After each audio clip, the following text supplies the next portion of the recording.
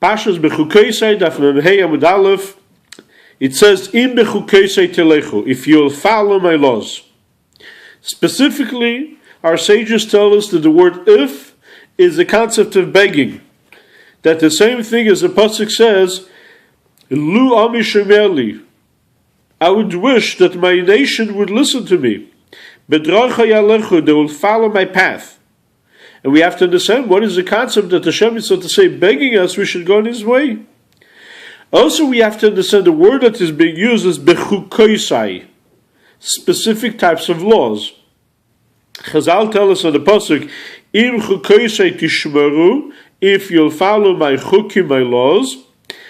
And our sages explain, "Chukei shechakakti lachem," laws that are engraved to you. What does that mean? The engravement. Also, we have to understand what is the concept you should walk in. So it's known that in the Torah there's two types of writing, two types of written law. One that is in the luchos, the 10 Commandments are engraved in stone. Over there it says the writing is the writing of God engraved on the tablets. That the writing itself is part of the tablets that is engraved in them. And the letters are not external part, but they actually part of the stone itself. But the rest of the Torah, the rest of the Torah, it's written with an ink on top of a parchment. That the letter is a complete something by itself, and not the actual parchment. And it's still called the Torah Shebechsav, the Torah which is written, because the Torah is put in a way of writing. So we have two types of writing, one which is engraved, the 10 Commandments, and another one which is written with a ink, which is a separate part of the parchment. So it says there's three knots which are tied together. Hashem, the Torah, and Israel. That God, the Torah, and Israel are the three parts that connected. And the Yid, Israel, the Jewish people, are connected to Hashem through the Torah. Therefore, and every Jew, every spark of a neshama, every soul, has also the concept of those two types of letter which is written. The engraved and the written. And it says in the pasuk, I'll give you walking between those that stands. And the concept, the standing, refers to the angels. They're standing in one place.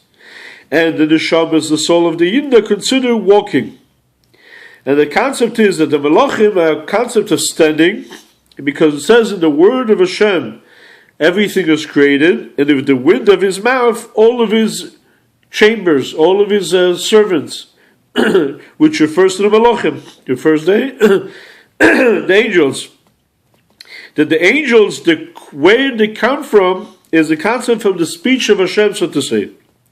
Even though Hashem does not have a body or similarity of the body, and there's no similarity to the holiness of Hashem, nevertheless the Torah is expressing it in a way that we can understand. In other words, when we're coming to express the concept that somebody is expressing something that he has to somebody else, that's concept of speech. So when Hashem wants to bring something out in a revealed way, it's a concept of speech. And the concept of speech, as if something by itself.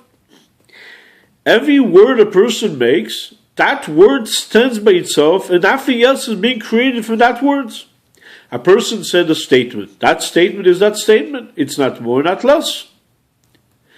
From those words, new words will not come from it. The angels, which are compared, they are coming from the word of speech, so they are like speech. So you have the chambers of love, the angels that have love to Hashem, and you have the angels come fear to Hashem.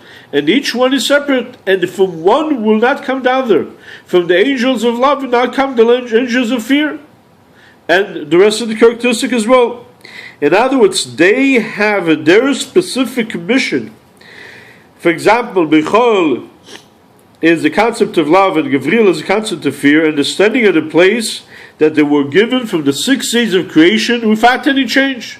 And therefore they call speech, because speech is something that stands in one place and does not change.